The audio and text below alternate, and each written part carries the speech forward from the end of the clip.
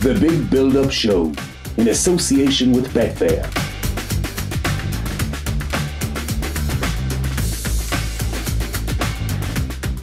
Well, with over a third of the Premier League season already behind us, we now are heading into the crucial Christmas New Year period with so many games for supporters to look forward to and so many points on offer. Perhaps no great surprise to see the champions Liverpool leading from the front at this stage of the campaign, but it is, as we know, very tight at the top. And so much can change over the course of the next few matches or so. And by the start of January, we should, as we always do, get a clearer picture of exactly where things stand at the top and bottom of the table. I'm Conor Morris. You're very welcome along to the Big Build-Up Show on independent.ie in association with Betfair. I'll be getting the betting tips and advice from Betfair's Sam Rosbottom a little bit later on in the programme. But first, I'm joined by the former Blackburn and Celtic striker Chris Sutton and Coventry, Sunderland and Ireland international Gary Breen to give us their thoughts on exactly how they see this Premier League table shaping up over the Christmas period. Chaps, really good to talk to you both as always. Let's just start with what it's like, Chris, I suppose, this hectic kind of Christmas, New Year period. Did you enjoy the cluster of games coming thick and fast over the Christmas period? I don't know what Gary's thoughts are, but I always really enjoyed the Christmas period. You know that the games come really thick and fast. You don't have to do too much thinking. It's literally play, eat, rest, and go again. And of course, a really good run over the Christmas period can totally transform the whole season. So I used to absolutely love it. Gary? Likewise, I really did. I love the physical challenge of it. It's what I love as a player. I certainly love now as a supporter of the Premier League. And I know there's been so much debate about the likes of Guardiola, Klopp coming in and talking about we need a winter break. But I love the fact that the physical challenges get even tougher in the Premier League. It's why it makes that league so unique. Yeah, it's interesting you say, Chris, that, you might have 9, 12 points on offer over this period, and it can change the complexion of the table. And we'll start, I think, with Manchester United, and historically under the Fergie era for a couple of decades. I mean, this was a really a time of year when they used to rubber stamp and copper fasten their grip on the title. Things very different now at the moment, but Manchester United heading into the Christmas period in relatively good shape, and a massive game now coming up away to Leicester, who are flying high. Yeah, they're such an oddity, aren't they, Manchester United? You know, it's 1 week to the next, it's triumph or disaster, isn't it? But at this moment in time, I mean, fantastic win against Leeds United, blew them away. And they're sitting in an unbelievable position. And with the criticism that Solskjaer's come under this season, really, and the Manchester United fans still seemingly split about whether he should be in the job. I think he's done a remarkable job. And the game at Leicester, really an interesting one, because Leicester City away from home are absolutely devastating. If you look at the home form this season, they have slipped up in games where you just wouldn't have expected it. So, I mean, that's going to be a crucial game now, with Manchester United sitting just behind Leicester. Yeah, we talked about their Champions League travails, of course, exiting the competition in that game away from home. But they're unbeaten, Gary, now in the Premier League since that game in early November against Arsenal. I was just looking back, by the way, because Leicester games with United are always interesting. Unbeaten in 11 games against the Foxes in the Premier League, that is, since that remarkable game. Do you remember 5-3 back in 2014 under Louis van Gaal when Angel Di Maria came in, and it was thought he would change the whole set up at United and how different that turned out to be. But it's an interesting game on St. Stephen's Day. How would you see that one going? Oh, it's going to be a fascinating one. I think that's the biggest game, certainly, in terms of where we see Manchester United. As Chris talked about, brushing Leeds aside, where the pitch was so big, Leeds' expansive, open style of play, and Manchester United showed that running quality, like some McTominay from central midfield. Normally we see him so disciplined in staying there, but he really opened up his legs, showed his qualities. Obviously, Dan James gets the start as well for his pace. But in terms of going up against Leicester, I'm fascinated how this one develops. Seeing Brendan Rodgers in big games decide to, at times, play Maddison on that left-hand side. I don't want to see that. I want to see him in that 10 position so he can link with Vardy, as he has done so brilliantly well. I think Leicester certainly look strong now. The likes of injuries coming back is so important. Castagna at the back. Soyuncu, Pereira look like they're coming back as well, but there's been so real impressive performance in Ndidi in midfield. So Leicester definitely have the ability to challenge Manchester United, and I think it's going to be a fascinating game. They then play Wolves and Aston Villa, but you know, if it was an end of kind of term report coming up to Christmas, do you think Solskjaer is sleeping a little bit more easy at night? I mean, that 6-1 defeat to Spurs is a long time ago. I think they've picked up 23 points from 30 since then. But as you say, you know, when you watch United, it's Rashford, it's Martial, it's Bruno Fernandes. If it weren't for them, I mean, sometimes it's almost as if they're digging them out of a hole almost week in, week out, Chris. I think you may be being a little bit harsh on some of the other players. The likes of Fred, I think, has done pretty decently. McTominay, I think that they've given the back line, decent protection. I think that, when you're a Manchester United manager, there's never a night you'll sleep easily because of the weight of expectation at the club. The supporters, no doubt they look back into the past at the great successes and they want that again. The problem United have is that Liverpool, just down the road from them, are such an exceptional team. And when they look across at Liverpool and they see that the Liverpool squad is stretched, massively stretched at this moment in time, and young players are coming in and performing and Liverpool are rotating and still winning games, then it still looks like it's going to be a huge, huge ask for Manchester United to win the Premier League title this season. But I would say it's not impossible. Okay, it's interesting to hear United even being mentioned in the conversation of a Premier League title race, but they're very much in there. It all depends, really, Gary, on how Liverpool do, as Chris was saying. And their Christmas fixture list is at home to West Bromwich Albion on the 27th. They turn around and go to Newcastle before they're away to Southampton, who are playing as well at the moment as well on the 4th of January. But heading into this Christmas period, as we know, without 3 or 4 marquee names, they are in good shape, as evidenced by that 7-0 mauling away to Crystal Palace. Record-breaking win. It really was. It really a statement, wasn't it? Of course, that win against Tottenham, where we thought they were their nearest rivals, and they were able to do that even with a 19-year-old inexperienced centre-half playing up against Son and Kane. And it just shows you, Chris is right, the strength and depth that they have, the challenges of missing such key players like Van Dijk, but these young players are really stepping into the fold now. Curtis Jones, you forget how young he is and how impressive he has been in that midfield area. I've been so impressed with him. But you're right, I think also, Connor, the fact that Liverpool will have over a week now in terms of resting before that West Brom game, and those fixtures don't look that daunting for them. And I agree with Chris. It's all well and good saying that there are other teams now in this title challenge. But you have to remember that the likes of Manchester United, Chelsea have to make up over 30 points they've been behind Liverpool over the last couple of seasons. And I know Frank Lampard has said that it's going to be a lower points winning total this year. But I don't see anyone making up that gap. I think it's all to do. And I think Liverpool still have looked so impressive despite these injuries.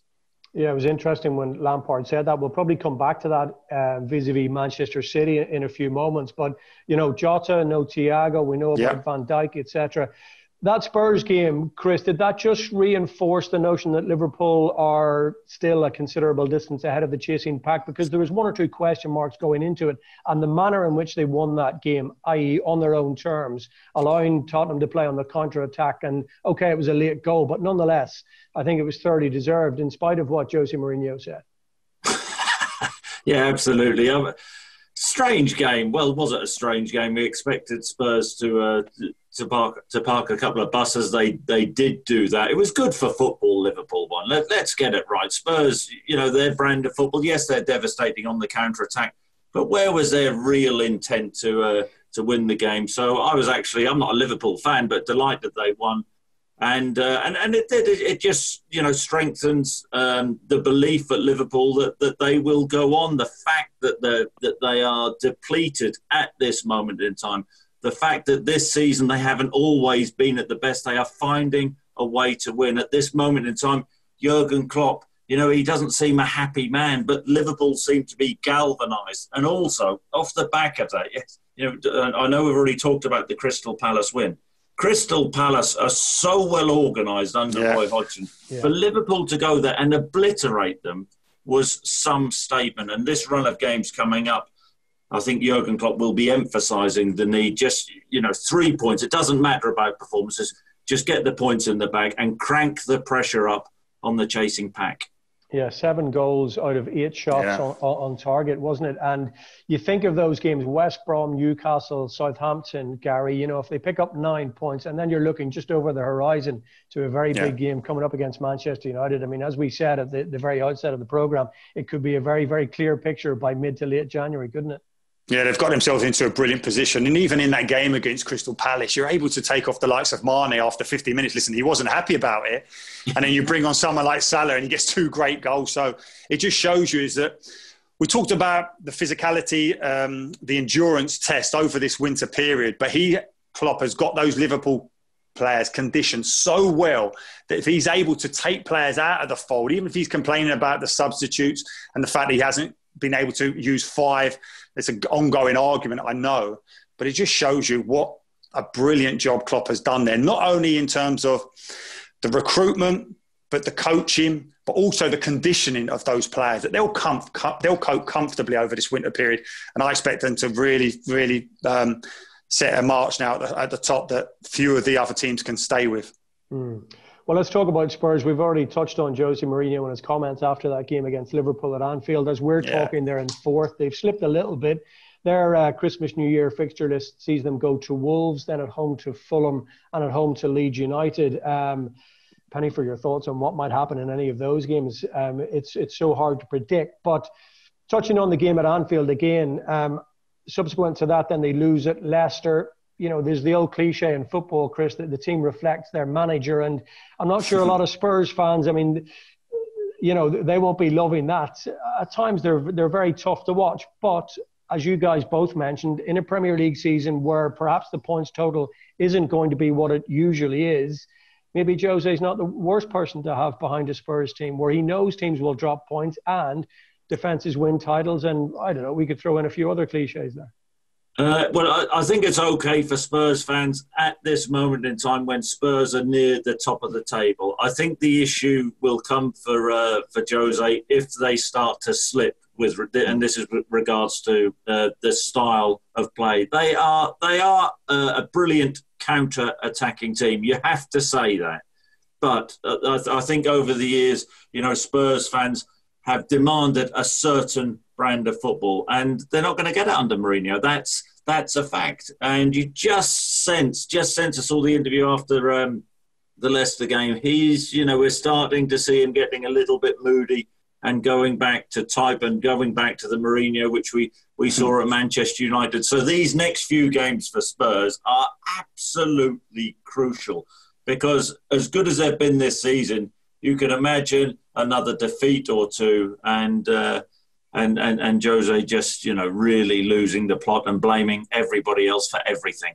And it's so interesting to watch, isn't it? Because, again, it's deja vu time and time again, Gary. And you asked the question, you know, he's been brought into Spurs in similar circumstances, maybe. I mean, they're very different in some respects, but he went to Old Trafford to win trophies. You know, Manchester United go 4 or 5 years without a trophy, and that needs to change. So he went in there, he won a couple of trophies. Spurs haven't won a trophy in 12 years. They've won 1 in 21, a League Cup, which doesn't really matter very much. He's the right person to change that because he wins trophies. But as Chris said, once things start to go against him, and he seemed bored after the Leicester game, his demeanour was very kind of telling. And it's usually Mourinho who dictates what happens and why things start to go wrong because his personality becomes the narrative. And that's never a good thing, is it?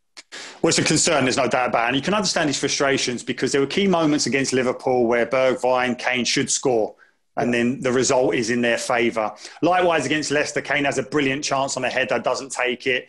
And then within a couple of minutes, Leicester get that ridiculous penalty to go ahead. So there's the frustration there because he obviously sets his team up to take advantage of those few and far between opportunities. The likes of Kane, he's such a deadly finisher that you would back him to score in those opportunities. But I think you're right. The problem that Tottenham have is that they can talk about the way they want to play football, lovely, beautiful, expansive football. And Pochettino built a young, vibrant team full of verve, easy on the eye. It was great, but they never won anything and they totally disbanded without even getting near silverware. Now you're bringing in Mourinho who will give you that opportunity. It's a difficult one. It will split many Spurs opinions, But there's no doubt he is a serial winner and will continue to win with whatever club he's with. But I think it's just going to be a tough one in terms of staying on the heels of Liverpool. It's interesting, just touching on Spurs, that if the fans were allowed back into the stadium, how, whether they would put up with this brand of football, that's going to be really telling for Mourinho. But these next few games, just with the nature of Mourinho at this moment in time, we all know what it's like. It could go either way. A couple of wins, then, great, we'll see a smile on his face again. But lose, and they may not finish in the top 6. Yeah, and of course they've spent so much money on the stadium. There's no fans in there, bums on seats. Yeah. They're losing revenue. They're a very pragmatic club, as we know from Daniel Levy. And maybe just at the moment, worried to get a trophy or two, doesn't matter how, in what shape it comes.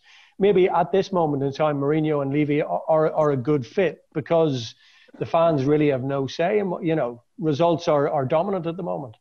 Well, it's Champions League football. That stadium needs it. Daniel Levy, in terms of the whole plan around Tottenham, they need that. That's why they bought Mourinho, why they made that bold decision to get rid of Pochettino. I think he was coming towards the end of his tenure. But you're still talking about Pochettino as a manager who being in demand for all the big clubs in the world. But there's no doubt in terms of looking at that fixture against Wolves on the 27th, both teams won't want the ball. I don't know what's going to happen in terms of counter-attacking, so it won't be for the purist. But it'll be a fascinating game nevertheless. Let's move on to Man City. We touched on them a little bit earlier on in regard to the likes of Frank Lampard, and Pep has said it as well. It is going to be a slightly peculiar Premier League season.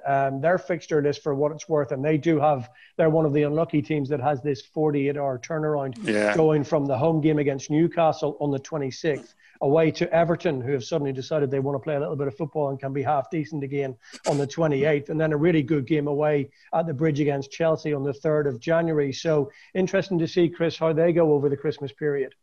Yeah, my tips for the title. Do you know what? I'm still going to stick with it. I don't think you should be allowed to change, however good Liverpool are looking.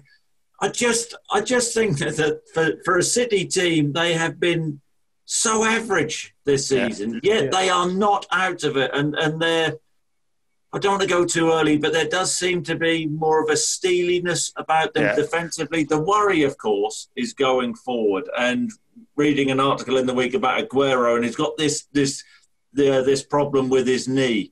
How much are they going to get out of him? If he can come back into the team and finish the season, then I really believe that City will stand a chance of winning the league. If not, then they are struggling in forward areas. And I don't know whether the setup has been slightly negative this season, the way he's played with 2 number 6s, and whether his Pep's mentality has changed in that respect. But certainly in the final third, they should be doing a lot better with the players that Pep has at his disposal. And because there's something in the back of my mind which tells me they are going to click eventually in the final third, and then everybody should be worried. Yeah, it's almost an exercise in kind of closing the back door to make sure they're solid defensively, having been suspect in that area. 1 goal conceded in the last 8 games, Gary, including the trip to Southampton most recently. But I do think they've lost a little bit of fizz and sparkle. And, let's touch on just briefly, because there's not much to talk about it in terms of the Manchester derby. I mean, that was the most turgid game of football we've seen in a long time. Both teams were trying to lose the game. It's like what Chris was saying, and then if you had the supporters in at Old Trafford as well, would they accept that?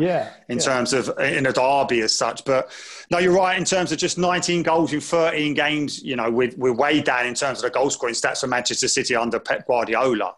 But you're right as well, Connor. 7 clean sheets in 8 games. That's the difference. Now, I believe Chris is absolutely right. They're going to click. You can't have the quality they have going forward for that to continue much longer. But Aguero as that ruthless, deadly finisher is a huge miss, and him trying to manage this knee injury is a problem because Jesus just doesn't look at that same quality. Very few centre forwards in the world are when Aguero's on top form. But you're right, I think it's a tough one. The turnover's quick, and away to Everton and then Chelsea as well will really test them. But I don't think it is a negative of Guardiola to suddenly think he's going to be a defensive-minded coach. I just think he needs to to really shore up that midfield, just to protect that back four.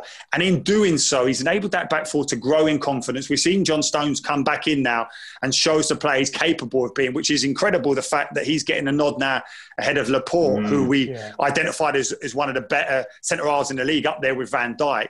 The very fact that Stones is now getting a nod alongside Diaz. Something's not right there, Gary, is it?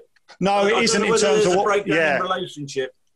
No, I know. It's such a concern because I felt that when Laporte got injured last year with that Achilles injuries, and you think it's taking time to come back, you're wondering why isn't he not back in there? And Stones is playing well, but I'd be interested to see just what is happening there, because I identified that Laporte and Diaz had the potential to be a title-winning centre-back partnership. And the effect that's having at the top end of the pitch, you look at Kevin De Bruyne in a lot of games, and he's cutting a very forlorn, frustrated figure, Chris. And you look at the setup, you mentioned like the 2 6s, Rodri and Fernandinho, and you think, okay, Rodri's played almost every game. And then you look at a fixture where perhaps he can go with 2 more attacking players in that 3, and then Gundogan gets the nod, and you're thinking, I'm not sure I entirely understand that. But as we've said again, you know, who knows what the points total is going to be, and it could be one of those seasons where defences bear out in the end, and it's about just staying in the hunt until something clicks. But we haven't even touched on it. It's rarely mentioned, really, the amount of money that Pep has spent on the back four and bolstering things. I mean, it's a dereliction of duty in some respects with the cash he's got at his disposal not to have brought a striker at some point, isn't it? It's an interesting one. I don't think he could have foreseen the circumstances this season where, you know, he hasn't had a fit striker, hence Torres has had to play as centre forward and Raheem Sterling. And it's a massive problem. I think January's a big month, whether Pep will think, well, I have to gamble now. It's not happening at the top end of the pitch. But they have too much quality. Bernardo Silva hasn't turned up this season. You mentioned De Bruyne. You sounded like you were writing De Bruyne off, Connor. Do that at your peril. I do agree. In the back of my mind, there's that kind of niggly feeling that something will click. They'll put 5 or 6 past somebody one week, and that'll just kickstart what's happening in the top third of the pitch. But I don't think, looking at his body language, that he's 100% buying in to the way they're playing at the moment, because it's night and day to what we've been used to at Man City under Pep. Yeah, I totally agree with you. If you're a City fan, you're watching City this season, you're looking at the previous 2 seasons, you're thinking, what on earth has gone on? We're turning into the Arsenal of old, just winning games 1-0. You know, there's nothing wrong with that, Chris. We'd take that all day at Arsenal now. Yeah. Well, shall we move on? Shall we get on to Arsenal then? Because there's plenty to chat about there, but none of it's true. But since you brought it up, Gary, let's talk about Arteta. I mean, you know, you take 1-0 every week, yeah? You take a 1-0 defeat most weeks. You wouldn't. And in terms of what's happening at Arsenal now, it's division everywhere. The supporters now, who obviously get a fan's favourite back as manager, so much stock in that in terms of Lampard, Solskjaer at United. And obviously how strongly they finished last season winning the FA Cup, and it looks like he'd solved the problem defensively. But this season he's gone away from that back 3. I know he's gone back to it again recently in terms of trying to recover what they had towards the end of last season. But the problems are ultimately going forward. We talk about Manchester City in terms of them not scoring the goals used to. Arsenal not even creating the chances they used. And that's the biggest concern, because you can talk about playing the likes of Ceballos, Xhaka in centre midfield ahead of the likes of Torreira, Guendouzi, because of their technical ability, because of their ability to serve balls into the forwards, but they've not been doing it. Yeah. So you've got centre midfielders now who are not technically giving you anything going forward and are vulnerable because of their lack of athleticism defensively. It looks like a real mess, and it's a real test of any manager's ability, let alone one as inexperienced as Arteta. Do you think you'll see it out, Chris, or what's coming down the tracks over the next couple of weeks? It's very much dependent on how they do probably over the Christmas period. A couple of very big games coming up, but it doesn't look great, does it?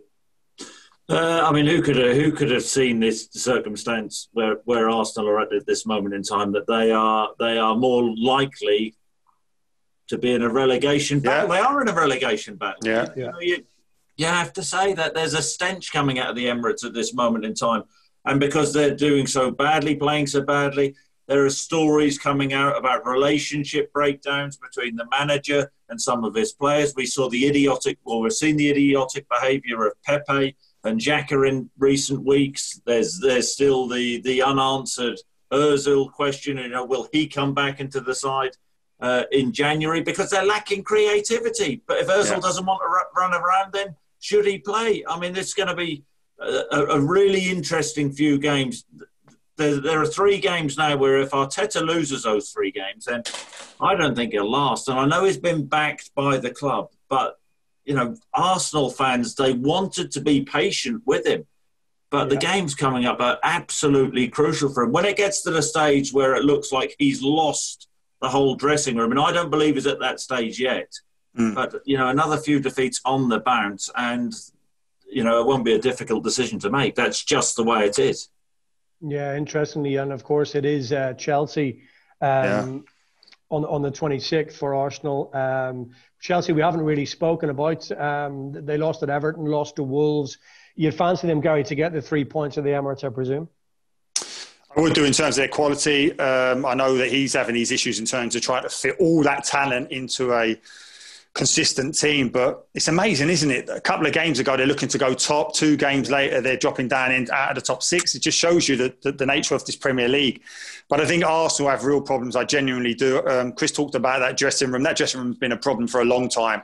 That is a collective of players that are just not good enough to get Arsenal back where they believe they belong. I think the only shining lights are Tierney and young Saka. I look at someone like Tierney. Chris will know him well from his Celtic days. He's a type of player. Forget about your technical ability and blah, blah, blah, which he has in abundance. But he's just a type of player you're proud of as an Arsenal supporter, that he's at your club, that when he comes out after a game, he says it how it is. He leaves everything out there on the field. Thomas Partey's been a massive miss in terms of that win at Manchester United, that physicality in midfield, but he has his injury problems. But it's just a chaotic nature, not only on the field, but in the boardroom at Arsenal. There's so much changing. You're talking about the problems that Manchester United had replacing Ferguson and Gill at United. Well, Arsenal have had massive problems trying to replace Wenger, but also David Dean as well in terms of his. So this is the problem that Arsenal have going forward, because this ain't a quick fix. They don't have the financial muscle to go out in January and solve the problem. They have to identify that these older players are not good enough, and they have to recognise whether or not these younger players who are talented are good enough right now to take over Arsenal's mantle. Guys, time has kind of got away from us. I do want to finish off, though, with you mentioned a quick fix, Gary. Let's talk about the big man who's back in Premier League football, West Bromwich Albion, safe from relegation because big Sam Rosbottom is back, Chris. I actually heard somebody say this week, you know, it's interesting in all his kind of rescue jobs, he's never actually been at West Brom. You know, you just assume he has been at some point. But, you know, they're bang in the middle of a relegation battle in the bottom 3. But they're probably safe because Big Sam's got the job. If he'd waited 10 days, he might have got the Arsenal job. Well, listen, I'll tell you what, in terms of organisation, defensively, I wouldn't have minded it so much. I know the purists at Arsenal wouldn't have liked it. But he was a young coach at West Brom in his early days when he finished playing, But before he went to Limerick. Yeah, exactly, where he obviously started his managerial career. I'm looking at that game on the 2nd of January, West Brom against Arsenal. You think about Big Sam tormenting Wenger's Arsenal all those years ago, but he's got a big job in his hands. And I think the work he does on a training field is going to be limited now because how tight the fixtures are coming around. So this is a massive challenge. Never been relegated. Yeah. I think that record is at risk. Do you think you'll keep him up, Chris? No, I don't. But what I would say is that he has improved every team which has taken over when he's got a job in the Premier League. But I think a lot depends on January, and a lot depends on who West Brom can get in. And, you know, that's going to be the big question. Do I think their squad is strong enough to stay up at this moment in time? Absolutely not. But you know, they've got the right man in place. I have to say I was surprised with the decision to sack Slaven Bilic. It seemed extremely odd. I thought he did really well to get them back up into the Premier League. If they were going to get rid of him and didn't believe in him, get rid of him at the start of the season. Okay, guys, there we have to leave it. We could chat all day, I'm sure. And there's lots of issues to be ironed out over the course of that week, 10-day period over Christmas and New Year. Chris and Gary, always good to chat. Thanks so much, and we'll chat to you again in the New Year. Happy Christmas to you both. Happy Christmas, lads. Happy Christmas.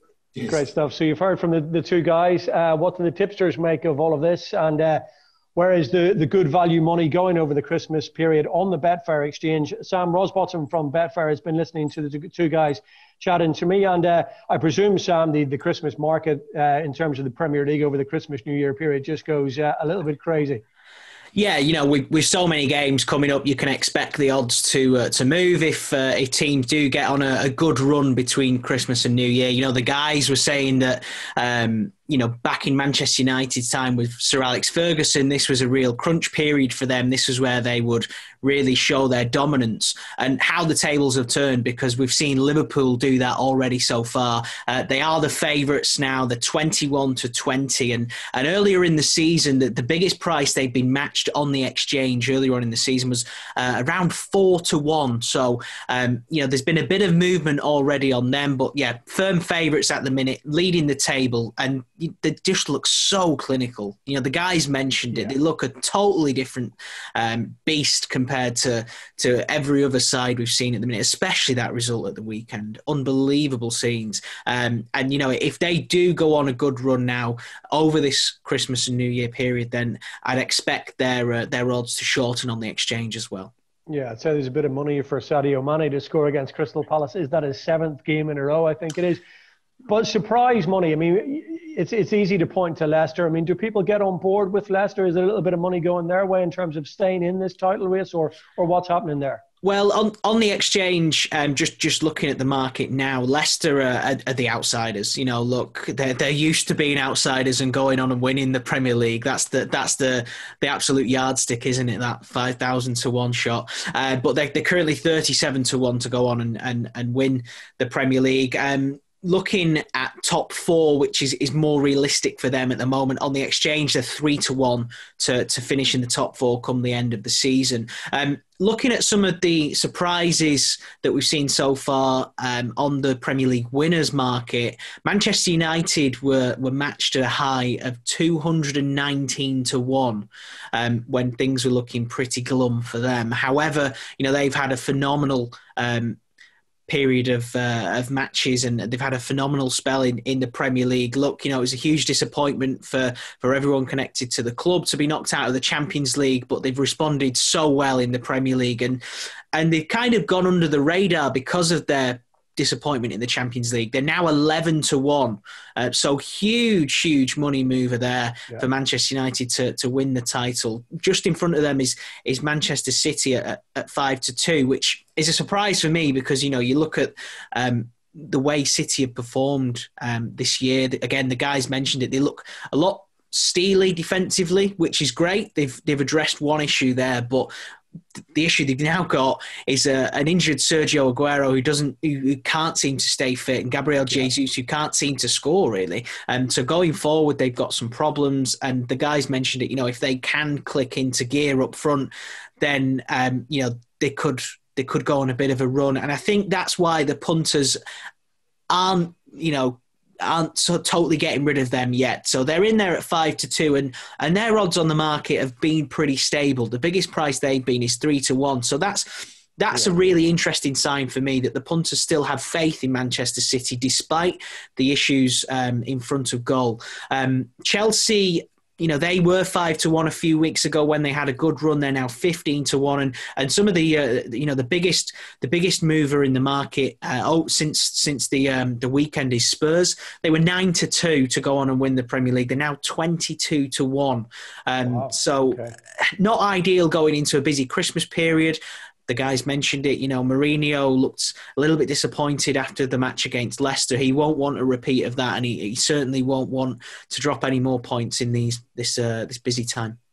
Well, we did well in the relegation chat in that we got a straight answer out of Chris Sutton in terms of West Bromwich Albion, which is you seldom get these days. But I asked him, do you think Sam can keep West Brom? And he just said, frankly, no. They don't have the squad. Gary seemed to echo that as well. And at the moment, it looks certainly Sheffield United, West Brom and Burnley in big trouble down there. What's the relegation market telling us? Yeah, well, you've mentioned the 3 teams there that the punters are really siding with to go down at the minute. Sheffield United are 1 to 4. It's whether or not they're going to win a game, I think, is the big question at the minute, and whether they'll beat Derby County's record. Whether they'll beat Derby County's record of just 11 points. I think that's the target for them at the minute. But looking at West Brom, obviously they've made that change. they're 1-3 to go down. Before the weekend, they were 1-2. So, slightly less favourable chances for them since the weekend's football. But again, that could all change given the fixtures that are coming up. Fulham, they're 5-6, but earlier on in the season, they were around 1-4. So the same chance of Sheffield United have got now to go down. So Fulham have done really well with the punters, and the punters has backed them a little bit. But looking at some other teams that are in the mix there, Burnley are around 8-5. Newcastle have been dragged into this relegation mix on the Betfair exchange market. They're 9-2, and surprisingly, Brighton are 5-1. Which could be seen as a bit of value given the fact that, yes, they play this great football, it's great to watch, but they're not necessarily getting the results they need. And with so many games coming up, anything can happen. Sam, there's nothing people like more than making a few quid out of other people's misfortune. What's happening in the Premier League sack race, as it were? Well, it's been widely reported that Arsenal are in a lot of trouble, and Mikael Arteta is the odds-on favourite now to be the next manager to leave his post. He's 8-11 currently on the sports book. Chris Wilder follows him at 2-1, and Graham Potter in there at 9-1 as well. But yeah, very much the firm favourite, Mikael Arteta, and it's really strange, isn't it, to see what's going on at Arsenal, and it's really strange. I can't quite put my finger on it. It's difficult to see when, especially the expectations following that good spell they had at the back end of last season. They won the FA Cup. Things were looking great under Arteta, and then fast forward to now, and it's looking like he is going to be the next manager to leave, according to the punters. Interestingly. If there is if they do go on a good run to finish in the top 6, they're now 13-2. So that's a big ask. And that'll probably change again if they do decide that Arteta's time has come and gone, and they get somebody in ahead of that January transfer window, which always changes the complexion as well. If they buy wise in January. Yeah, and this is a key time. We've already seen West Brom make that change, ahead of the January transfer window. And if the club do decide, look, they want to get a new guy in and give him the backing in January, just looking at who could be in the running to take over from Arteta if he does leave. Massimiliano Allegri is the favourite at 23-10, followed by Brendan Rodgers, who's 3-1. Interestingly, Patrick Vieira, who has had a bit of managerial experience, obviously Arsenal legend. He steely player, isn't he? He could really bring some spirit to the side. He's 10-1 to be the next permanent Arsenal manager. Wow, interesting. There's always that sentimental one thrown in there as well, isn't there? Very interesting, Sam, as always. Very interesting to talk to you, and thanks for taking us through the markets. That's pretty much it from us. You've heard from the two experts. You've also got those insights in the exchange markets from Sam. Thanks very much for joining me on the programme. That's it from this special Premier League preview show in association with Betfair. Enjoy the games over the Christmas. From me, Conor Morris, it's goodbye for now.